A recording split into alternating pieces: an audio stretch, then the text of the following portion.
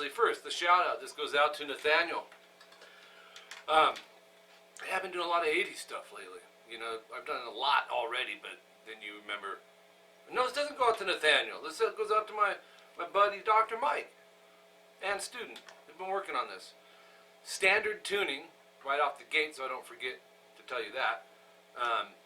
Jake, this album, Bark at the Moon, if I remember correctly, it was the first album I got. I asked for it for Christmas, and I was so excited to get it. So Jake really played a key role as far as my influence as a guitar player. And the debate always goes, you know, Randy or Jake, Randy or Jake. I'm not going to state because I'm just not. Let's jump into the lesson. You guys will probably get into it down below, right? So, some of the stretch stuff, man, that's going on in here. Wait till you see this. My God. Okay, so when we're starting, we're going 2nd fret D, G. Just bar that with your first finger. And you may want to bar the second just all the way up. Or at least we're going to need to shift. Hit those two, and then palm mute the 2nd fret low E twice.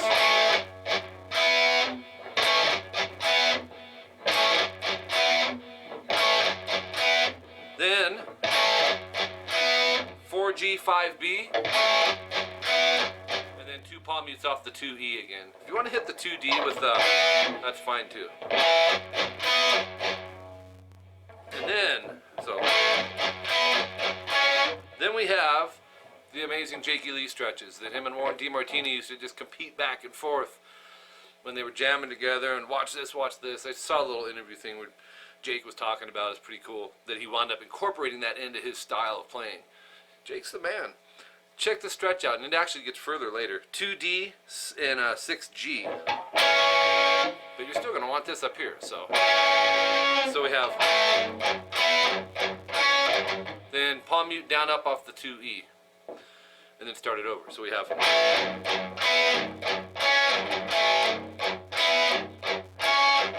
so it's 2 times, and then open 2 on the E and A, and then go 2, 4, E, A, just power chords. Quick rest, and then strum it again. So we have, sometimes it's like, don't worry about that. The main punch chords are, then, little things that are characteristic traits that guitar players get.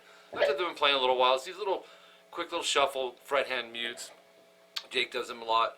Oh, we all do. Don't beat yourself up over them. I'm going to show you what he's doing on some of them though. Like a fret hand mute, just kind of light pressure over these strings. So we've already finished the,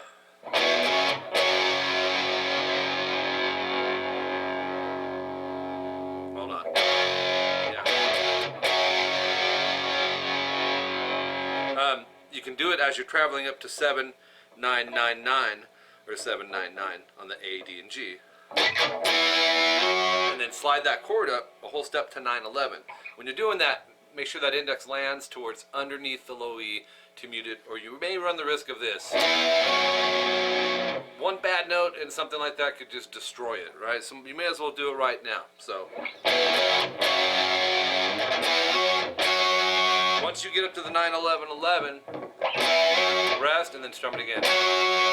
And then you hear a second guitar come in, just to slide, just go middle finger 17 low E, put pressure, pick, and slide to fret 3. And then start it over, but there's a change this time. We go to the big stretch, so, and then the down up palm mute 2nd fret E. Then you got to do this, 2 on the D, 7 on the G. And I can't even do that right now standing up. There it is. I'm not kidding you. So, back to the 2 times palm muted on the 2nd fret E. Then back to the 6G, keep everything else where it was. And then, so.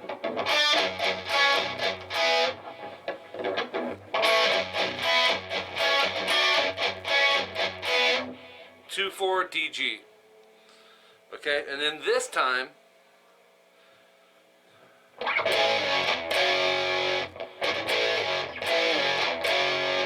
5/7 EA, slide to 2/4, palm mute the open E, and then right back to 2/4 EA. So that part's. So one pointer. I don't want to rush too fast through, especially this big stretch part. You got to have your thumb low, man. It's key. If your thumb is restricting, it could work to your benefit. A lot of times our thumb will naturally go where it needs to. I mean, when you've been playing for a while, it just does. It's in my mind. I know, okay, if I'm doing a stretch like that, my thumb's got to be almost, underneath here. Everyone's finger length is different, but still, try it up here. It'll never happen. So keep that in mind as you're playing that. So we have the and then strum it again. I know he strums it again there. And then this is the same as before. That's section 1. Okay, so you repeat all that.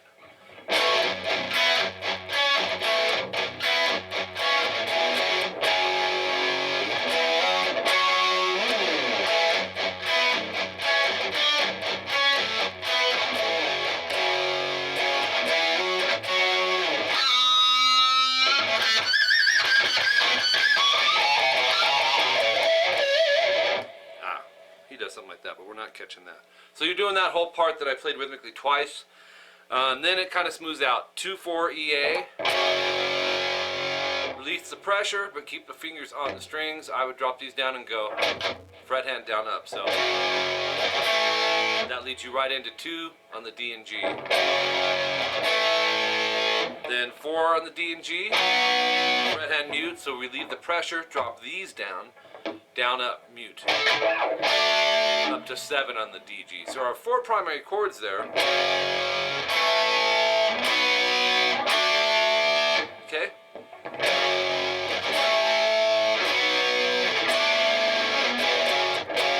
Now those are going to be the same as the very first time you did them. Then you repeat all that, right?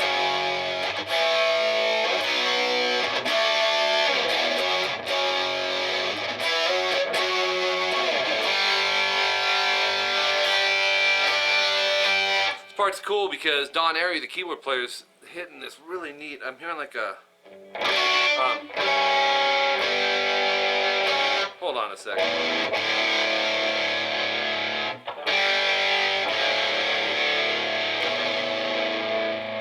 Good to go. So first I was kind of copying the keyboard notes. It sounded cool, like a Jimmy Page, type thing. But I'm listening closer, I can hear Jake's playing something different. So it's what I call the rock metal G. 3E, muted A, open, open, open, no, open, open, and then 3B and 3E. Strum those 6. 2, 3, 4, B, E, B, E. Once again, strum 2, 3, 4, B, E, B, E. And I said that in rhythm.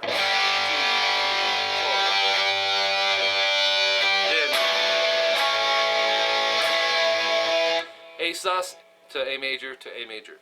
2, 2, 3, bar the 2nd fret, D and G, and B. But we're going to start with 2, 2, 3, D, G, B. Then just the straight A chord, so just a bar, 2, 2, 2. And then pinky 5B. And that's all D, G, and B strings. So. And then the next time, the G chord, but it's played differently.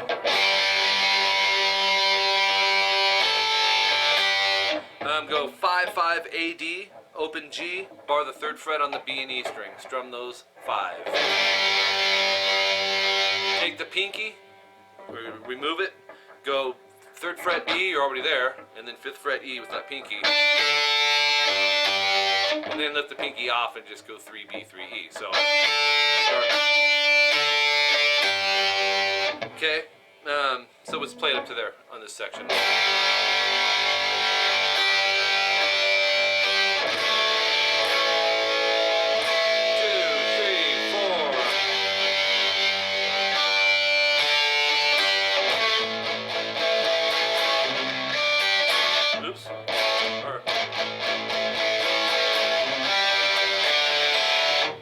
So it's an A power chord, open A, 2D. I'm going to palm mute, 8 times, and partway through lift your palm off and think dynamics. In other words, you're going to strum a little harder as you go, so it builds. And then C at 9. Remember that rock G I told you? It's the same one, but go 3A. And these are on B and E, 3rd fret. And I love this style about Jake. He had this choppy element to his playing that I loved. Boy, if you haven't heard Badlands, his project in the 90s, woo! Why would Ozzy let a gem like 𝐂𝐄𝐒𝐒 go? Come on, man. Come on. Anyways, for you, those of you who don't know a whole lot about Jake, and maybe you've listened to more of Zach, Zach's awesome too. But Zach will even tell you, man, I'm influenced by Randy and Jake. And as am I. Jake's awesome. So now we're going to go this choppy element, palm mute the A3, go down up. So. And then open G, 3B, and 3E. No palm mute on those. So down, up, down, down, up. And then go 2G, 3B. Well, you were already on the 3B, right? So open D, 2G, 3B. Short rest, up on the open E. So loop that stuff, guys and gals. So it's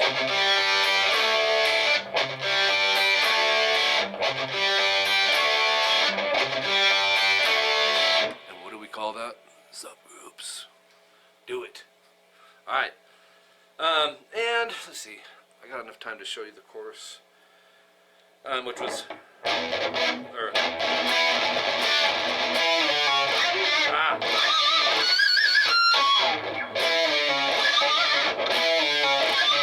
Gonna be like that, are you? Are you? As soon as I hit record, really. Thanks, Jake. Alright, so open E, palm muted, down, down, wait, down, down, up. And then barred 9th fret D and G. So and then down, up on the open E, palm muted. Then 7th fret D and G barred. Then down, up, palm muted, open E again. So, right? Subgroups.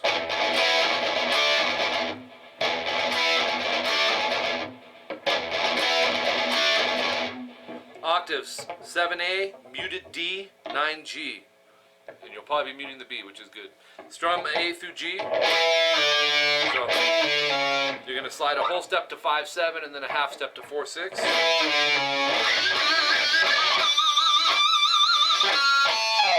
And then pentarmonic 7G vibrato. I think he vibratos that. 6G. And then 7D. And slide about 4 frets back. You shouldn't hear where the slide ends though. Get it out of there. It's the effect of the slide. Okay, then we're going to start it over. Instead of the octaves, we're going to go. So we'll still, hold on. What was the part for?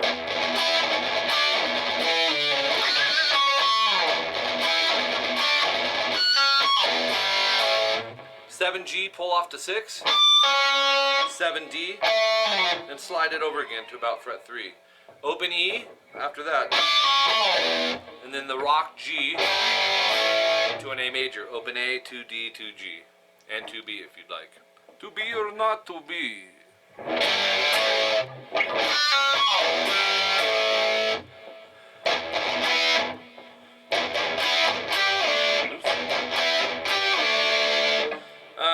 I was going to stop there. Let me show you this really quick. 2 palm mutes, open E. 9 on the D and G. Yeah. And then 12 D and G, I would use the 3rd finger. Here's why. We're going to slide it to 7. No, actually, no, use your 1st finger.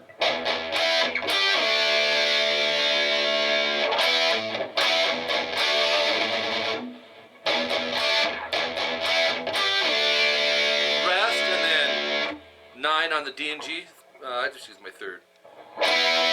2 palm mutes on the open E. 7th fret D and G, first finger barred, and then open A palm muted, down, up, down, up. No, down, up, down, up, down, up. It's in there, man. I know it seems like, no, it's not there. Jake's doing it. Then back to the,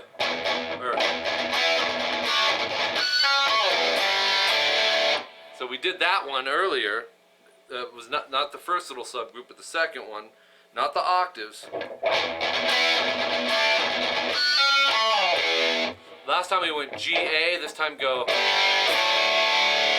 G to D. So it's open A, D, 2G, and 3B. So,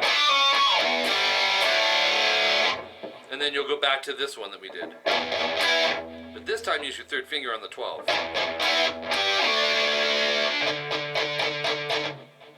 So you'll go from the 12 to the 7 on a slide.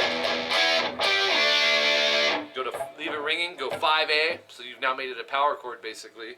And it's 5 palm mutes off that 5th fret A string. Or no, 1, 2, it's 7 palm mutes. And that's it, man. Then you're back to the...